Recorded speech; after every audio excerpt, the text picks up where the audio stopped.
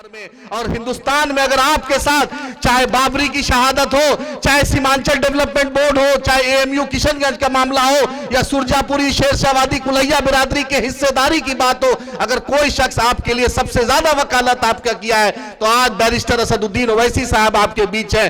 दोस्तों, आपने ताली बजाकर खैर मकदम करें जनाब एडवोकेट आदिल साहब।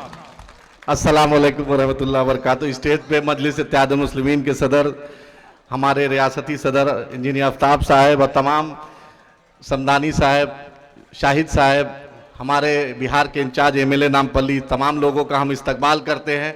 आज स्टेज पर औरंगाबाद हो, अररिया हो, कटिहार हो, पूर्णिया हो, सीवान हो, गया हो, गोपालगंज हो, ऐसा कोई बिहार में जिला नहीं है जहां मजलिस इत्तेहादुल मुस्लिमीन के सिपाही नहीं है।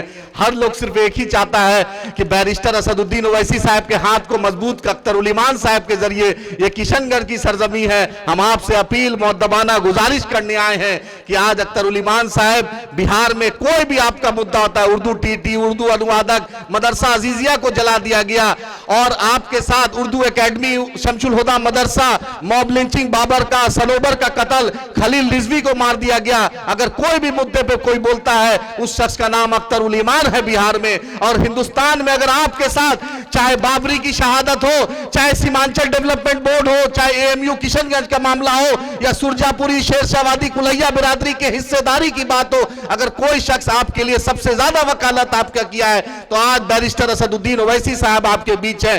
दोस्तों, आपने दो सांसद का जलवा देखा, बैरिस्टर साहब के साथ इम्तियाज जलील साहब गए तो पूरे भारत में सबसे ज्यादा लोकसभा में अगर क्वेश्चन उठाए तो बैरिस्टर असदुद्दीन ओवैसी साहब उठाए। आपकी मदद आपके साथ चाहिए, आप अपने बेटा अख्तर ईमान साहब को भेज दीजिए। जब 3 लोग इंशाअल्लाह ताला हिंदुस्तान के लोकसभा में जाएंगे तो मोदी हो, राहुल हो, अमित शाह हो, सबको आंख से आंख मिलाकर अगर कोई मर्द मुजाहिद बोलेगा तो मजलिस इत्तेहादुल मुस्लिमीन का एमपी बोलेंगे, मेरे बैरिस्टर साहब बोलेंगे। हमने 2014 में अख्तर ईमान साहब की कुर्बानी देखी है, कितने नजदीक से अख्तर साहब ने भाजपा को हराने के लिए कुर्बानी दी।